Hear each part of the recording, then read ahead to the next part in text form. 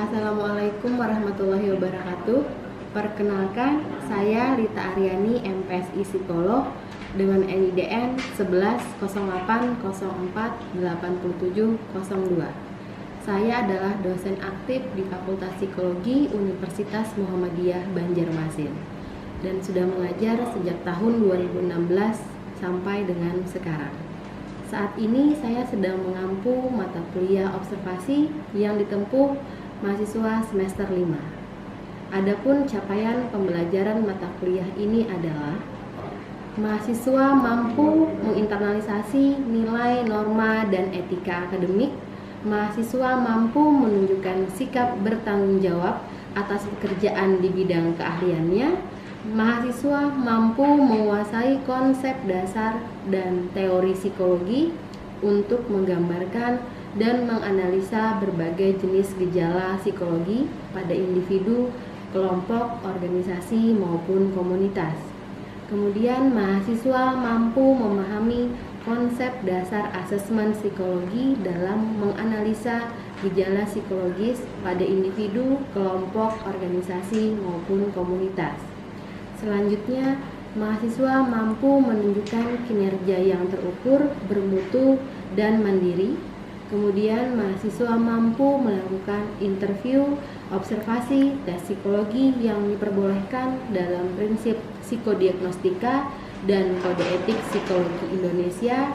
Kemudian mahasiswa mampu memperoleh informasi dari data dan melakukan analisa data secara bertanggung jawab. Adapun capaian pembelajaran mata kuliah ini adalah yang pertama, mahasiswa mampu memahami apa itu observasi. Yang kedua, mahasiswa mampu menerapkan observasi. Yang ketiga adalah mahasiswa mampu menerapkan prinsip-prinsip dasar asesmen psikologi. Kemudian, kemampuan akhir yang diharapkan dari mata kuliah ini adalah mahasiswa mampu memahami pengertian dan ruang lingkup observasi, objek observasi, teknik observasi, metode pengumpulan dan pencatatan dalam observasi, serta membuat rancangan observasi. Adapun deskripsi singkat dari mata kuliah ini adalah observasi ini adalah mata kuliah yang menyajikan prinsip-prinsip dasar asesmen dalam psikologi yang menggunakan teknik observasi yang mencakup pemahaman akan ruang lingkup observasi, objek observasi, teknik serta jenis observasi dan rancangan observasi. Kemudian selama satu semester ke depan ada 16 pertemuan yang akan dilakukan oleh mahasiswa, meliputi pertemuan pertama adalah definisi observasi, yang kedua adalah observasi dalam psikologi, yang ketiga adalah objek observasi, keempat adalah teknik observasi, pertemuan kelima, keenam, dan ketujuh adalah membahas tentang metode pengumpulan dan pencatatan observasi, pertemuan ke-8 UTS, pertemuan ke-9 adalah perencanaan observasi, pertemuan ke-10 validitas dan reliabilitas dalam observasi, kemudian pertemuan ke-11 adalah analisa dan interpretasi dalam observasi, pertemuan ke-12 dan ke-13 adalah tahapan pelaksanaan observasi. Kemudian pada pertemuan ke-14 dan 15 adalah penyusunan laporan observasi. Kemudian di pertemuan akhir adalah ujian akhir semester. Metode pembelajaran yang digunakan dalam observasi ini adalah dengan tutorial, diskusi, tanya jawab, dan nantinya di akhir adalah role play, turun lapangan, melakukan observasi langsung mengenai bagaimana rancangan observasi yang telah dilakukan oleh mahasiswa. Kemudian untuk proses pengambilan nilai, di sini observasi setiap mata kuliah nilainya adalah 2,5% dari setiap pertemuan. Kemudian di pertemuan UTS itu adalah 30% dan pertemuan UAS adalah 40%. Penilaian hasil pembelajaran mahasiswa berdasarkan sistem PAP sebagai berikut. Nilai 80 sampai 100 adalah nilai A, 75 sampai 79 adalah A-, 70 sampai 74 adalah B+, 65 sampai 69 adalah B, 60 sampai 64 adalah B-, 55 sampai 59 adalah C+, 50 sampai 54 adalah C, 31 sampai 49 adalah D, kemudian 0 sampai 30 adalah E. Kemudian untuk tugas lapangan terkait dengan role play observasi, mahasiswa di sini tetap dituntut untuk mampu melakukan penghormatan pada harkat dan martabat manusia karena subjek yang digunakan adalah manusia. Di sini mahasiswa harus mampu menekankan pada hak asasi manusia dalam melaksanakan pemeriksaan psikologis atau melakukan role play observasi. Kemudian mahasiswa juga harus mampu menghormati martabat setiap orang serta hak-hak individu dalam keleluasaan kerahasiaan dan pilihan seseorang. Kemudian mahasiswa juga harus mampu menyadari perilaku kehati-hatian khusus untuk melindungi hak dan kesejahteraan individu. Mahasiswa juga harus menghormati perbedaan budaya, individu, peran, termasuk usia, gender, identitas gender, ras, suku, bangsa, budaya, asal bangsa, asal bahasa, orientasi seksual, ketidakmampuan atau berkebutuhan khusus, bahasa dan status sosial, ekonomi, serta mempertimbangkan faktor-faktor tersebut saat pengambilan proses data selama melakukan observasi. Kemudian, mahasiswa juga harus mampu untuk menghilangkan pengaruh bias mengenai faktor-faktor yang disebutkan tadi. Selain itu, mahasiswa juga dalam proses pengambilan observasi harus berdasarkan atas integritas dan sikap ilmiah. Selain itu, mahasiswa juga harus mampu menanamkan nilai integritas dan sikap ilmiah, artinya mahasiswa harus mampu berdasarkan pada etika dan etika ilmiah, terutama pada pengetahuan yang sudah mereka yakini. Kemudian juga mahasiswa harus mampu senantiasa menjaga kejujuran, kebenaran dalam keilmuan ketika mengambil proses observasi. Mahasiswa juga harus mampu bersikap jujur, terbuka, tidak terlibat kebohongan ataupun pemalsuan data. Mahasiswa juga harus menepati janjinya untuk dapat mengambil data sebenar mungkin. Dalam proses ini, mahasiswa harus bersikap profesional. Demikian pemaparan singkat mengenai mata kuliah observasi pada Fakultas Psikologi Universitas Muhammadiyah Banjarmasin. Wassalamualaikum warahmatullahi wabarakatuh. Oke, assalamualaikum warahmatullahi wabarakatuh. Waalaikumsalam warahmatullahi wabarakatuh. Gimana kabarnya, sehat semua? Alhamdulillah baik. Oke, di pertemuan hari ini kita kembali membahas tentang metode pengumpulan dan pencatatan observasi. Kalau minggu kemarin kita membahas apa? Diingat nggak? Ayo. Iya apa? Teknik observasi. Teknik observasi. Apa aja kemarin teknik observasi? Ada yang ingat? Partisipan, non partisipan. Partisipan, non partisipan. Kemudian eksperimental sama natural. Oke, kemarin ada tugas kayaknya ya.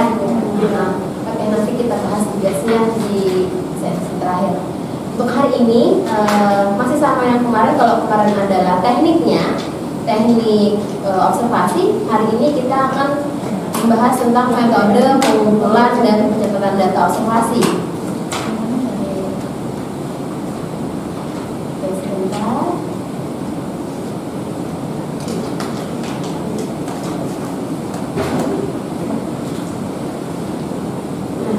Yang pertama adalah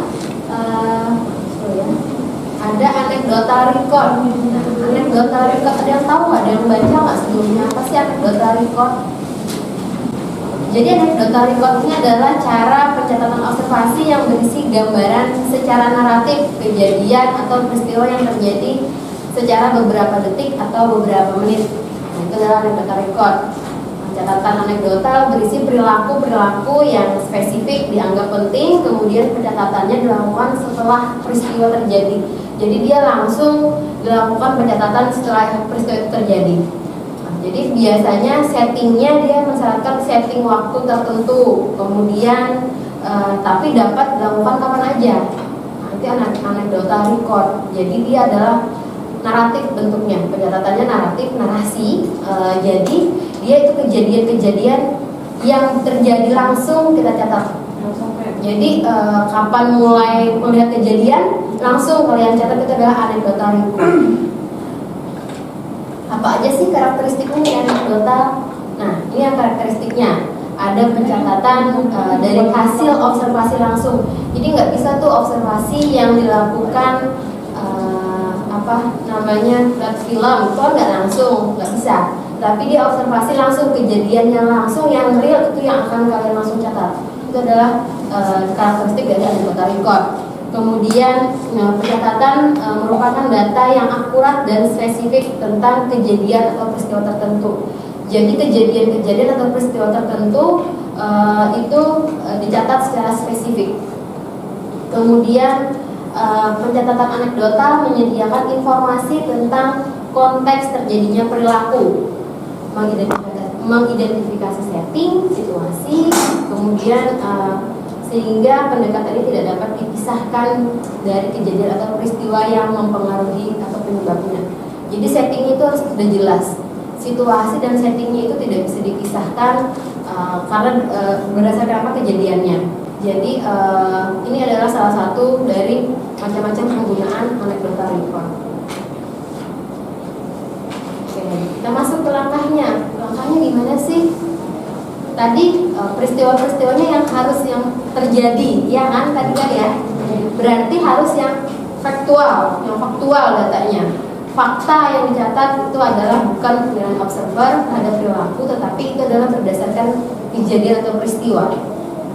Jadi kita harus mencari data-data yang akurat, yang faktual, yang ingin kalian catat, yang terbaru, itu yang akan kalian observasi. Kemudian ada tidak semua perilaku yang tidak dapat diantisipasi dicatat. Jadi tidak semua perilaku itu dapat dicatat. Yang dicatat hanya perilaku yang relevan dengan tujuan observasi. Tujuannya apa sih? Untuk apa sih tujuannya? Hanya itu yang akan kalian catat. Itu adalah anekdota record. Kemudian dia juga sistematis. Itu adalah langkah-langkah dari anekdota record. Jadi harus faktual, proporsional, kemudian sistematik. Oke, sampai sini yang mau ditanyakan tentang anekdota sebelum kita lanjut ke prosedurnya? Bu, Iya. mengenai langkah-langkah pembuatan anekdota record ya, mengenai yang faktanya dicatat, bukan penilaian observer terhadap perilaku atau kejadian atau peristiwa. Apakah ketika misalkan ada suatu kejadian atau peristiwa, contohnya kayak kecelakaan, kemudian kita melakukan observasi, apakah bisa kayak lewat dari video atau misalkan dari hal dari sebelum kejadian, apakah itu bisa menjadi langkah-langkah untuk pembuatan anekdota record ini? Nggak bisa. Jadi peristiwa yang terjadi saat itu itulah yang kita catat. Jadi harus yang tadi faktual, faktanya yang ada di lapangan itu yang kita catat. Kita nggak bisa mengambil dari video, dari itu nggak bisa.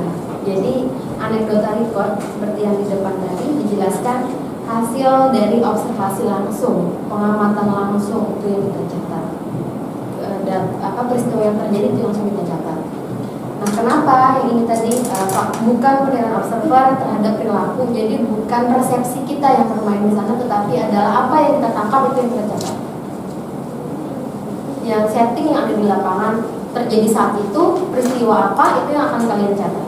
Jadi bukan berdasarkan persepsi kalian. Hati-hati, memang mengobservasi ini seringkali bermainnya nanti di persepsi sangat tipis ya. Nanti bisa persepsi kita, persepsi si observer dan objeknya yang terbawa. Oke, ada lagi yang lain sebelum kita lanjut? Gak ada? Ibu, Oke. izin bertanya, Boleh. untuk anekdota record ini boleh nggak sih kita melakukan observasinya itu berdua bisa untuk pencatatannya? Enggak apa, boleh aja. Boleh. Sebenarnya observasi ini tidak ada yang boleh gabung sendiri, harus sendiri, harus berdua, tidak masalah.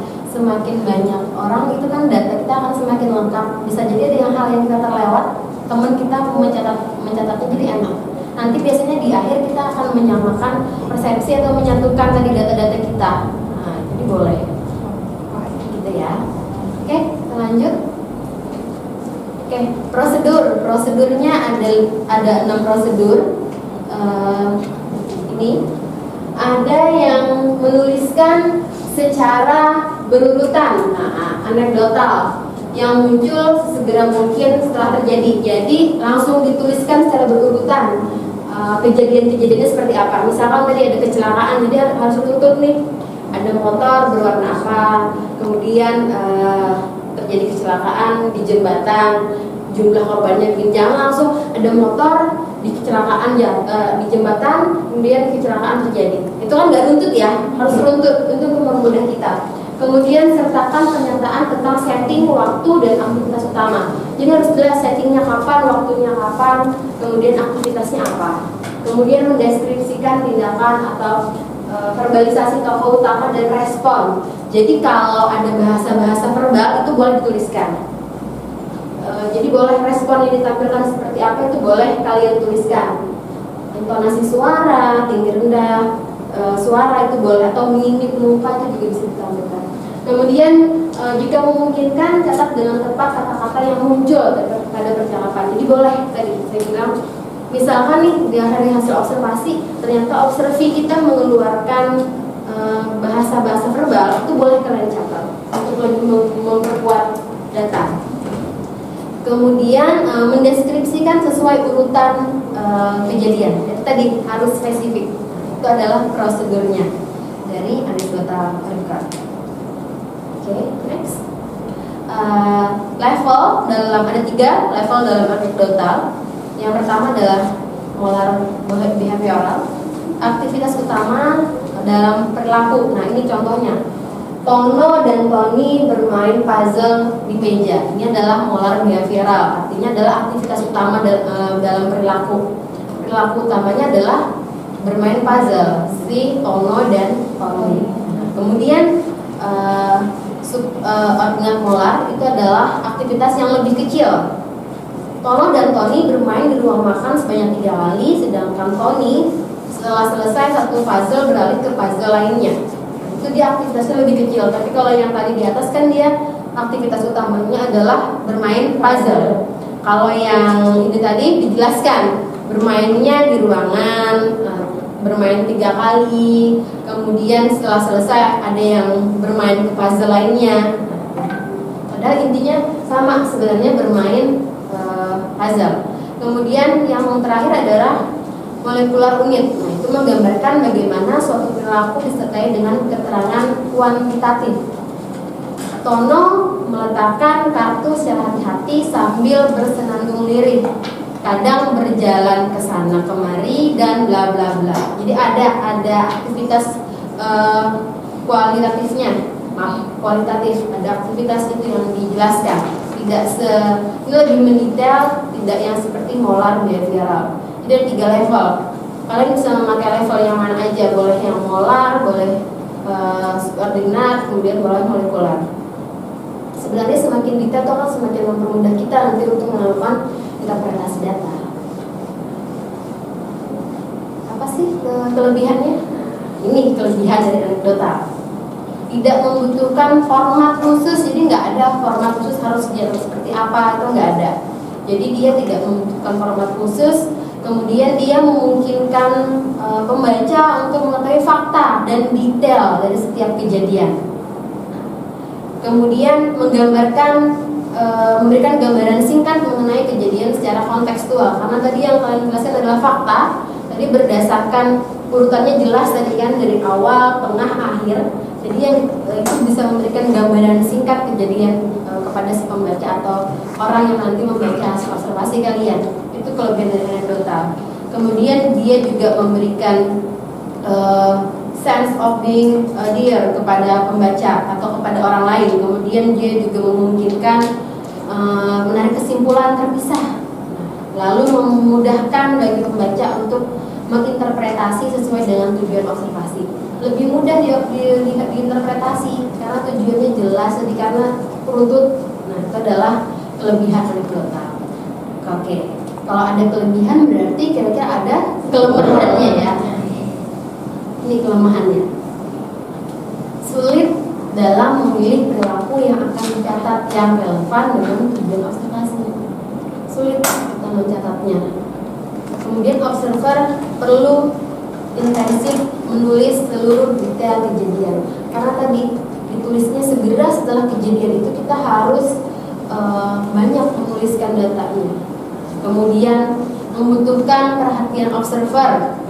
Kemudian hanya dapat difokuskan pada tindakan atau kejadian yang terjadi beberapa menit, terjadi setelahnya. Jadi nggak bisa tuh kalau terjadi yang sebelum tadi kayak Ansyar nanya, Bu boleh nggak dilakukan kejadian udah lama, jadi kita tonton, boleh nggak? Nggak bisa. Hanya dapat difokuskan pada satu atau dua individu yang sama. Nggak bisa kalau pakai kelompok, dipakai anekdota. Akan capek kalian menulisnya karena banyak kan, akan susah kita mengamatinya. Jadi dia hanya bisa satu atau dua individu pada saat yang sama.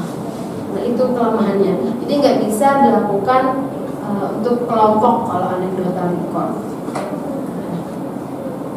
Ini adalah contoh dari anekdota.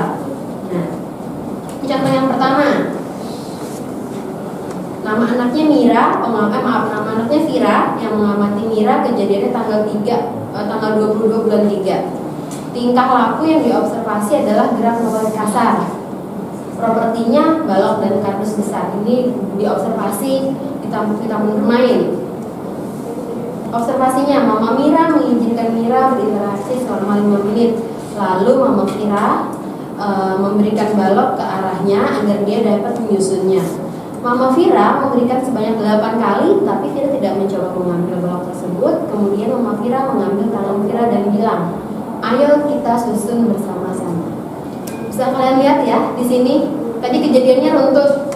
Pertama, Mama Vira dulu berinteraksi. Kemudian Mama Vira memberikan balok ke arah Vira. Diberikan 8 kali, Vira tetap tidak mau merespon. Akhirnya mamanya mengambil tangannya untuk mengajak bermain. Nah itu kejadiannya runtut. Jadi nggak bisa kita menuliskan hanya sedikit-sedikit, ini harus runtut jelas. Di sini kan ada kesimpulan, tujuannya untuk melihat motorik kasar. Ini adalah contoh anekdota yang pertama. Contoh yang kedua adalah yang ini. Nama anaknya Afdal, gurunya Hans, yang mengamati adalah Arsya. Oke, settingnya adalah pelajaran kode etik. Jadi perilaku yang ini perilaku anak dan perilaku guru. Settingnya pelajaran kode etik. Perilaku yang spesifik melihat sekeliling ruangan si anak, kemudian berbicara dengan teman di samping. Reaksinya kemudian menangis dan tidak mau dipindahkan. Nah ini adalah yang perilaku yang buruk, memberikan peringatan, memindah tempat duduk, kemudian diam dan mengelengkan. Jadi berbagai macam contoh dari penulisan anekdota. Jadi dia tidak punya sesuatu yang baku, pencatatan yang baku kalau anekdota record. Senyaman kalian membuatnya, yang penting tadi adalah aturannya harus runtut. Ya kan, tadi dari awal, tengah, akhir itu harus jelas runtut. Jadi tidak ada penulisan yang bagusnya seperti apa sih Bu? Nggak ada. Jadi itu senyaman kalian, itu mudahnya anekdota. Ini juga contoh dari anekdota. Ini juga masih contohnya anekdota. Itu anekdota, ada yang mau ditanyakan? Ada? Gimana teman-teman? Gak ada? Oke, kita masuk ke yang berikutnya, metode pencatatan berikutnya. Nah, ini diary description. Buku harian ini kalau cewek-cewek biasanya ya suka menulis ini ya, diary description. Apa sih buku harian? Ada yang tahu nggak? Buku harian tentang sebuah kejadian pada hari itu. Catatan sebuah kejadian pada hari itu. Nah, itu sering para wanita tanpa disadari ternyata kita sering melakukan ini ya, pencatatan observasi kejadian-kejadian pada hari itu. Oke, diary description. Nah, metode pencatatan ini adalah bentuk penyatatan naratif sama seperti anekdotal. Dari description juga dia merupakan penyatatan naratif, digunakan untuk mencatat kronologi kejadian. Biasanya ini waktunya adalah lama, longitudinal. Long itu panjang, lama. Jadi waktu durasinya lama. Ini prinsip-prinsipnya. Observer harus mengamati dengan cermat setiap perubahan perilaku yang muncul. Kemudian observasi dilakukan longitudinal dengan durasi waktu yang panjang. Kemudian catatan dilakukan dengan 2 cara, bisa pada hari terakhir atau segera setelah perilaku atau gejala itu muncul. Ini adalah prinsip dari diary description atau tadi buku harian. Nah, ya. Jadi ini dia waktunya panjang dan kita harus mencatat dia dengan cermat. Hari ini namanya juga buku harian ya. Misalkan tiap hari ditulis itu dilihat, oh hari ini perilakunya seperti apa dicatat. Oh besok seperti apa catat lagi. Itu. Makanya kenapa dia waktunya panjang, longitudinal. Kelebihannya apa? Detail. Karena apa? Karena kita mencatatnya tadi hampir setiap saat, setiap hari sesuai dengan waktu yang tertentukan. Detail, pasti detail ya. Kemudian open method, memberikan gambaran mengenai proses perubahan atau perkembangan yang jelas. Jadi jelas tuh hari ini dia perilakunya muncul seperti apa, besok apa, ada perubahan nggak sih? Ini biasanya kalau kita terapi bisa pakai menggunakan ini diary description. Jadi setelah sebelum diberikan perlakuan seperti apa perilakunya, kemudian setelah seperti apa. Ini adalah kelebihan. Dan ini adalah kelemahannya.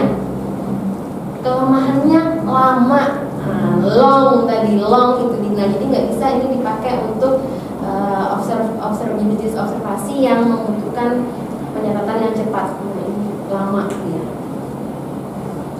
Kemudian langkah-langkahnya.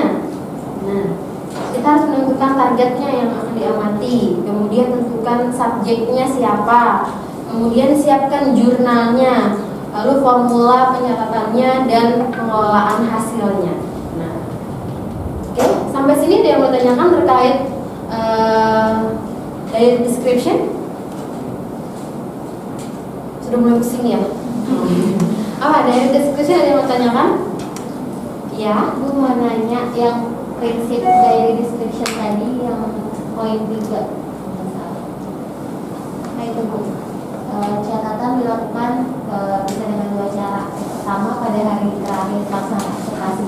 Nah yang cara pertama itu maksudnya jadi sebelumnya kita video dulu kan atau bagaimana? Iya.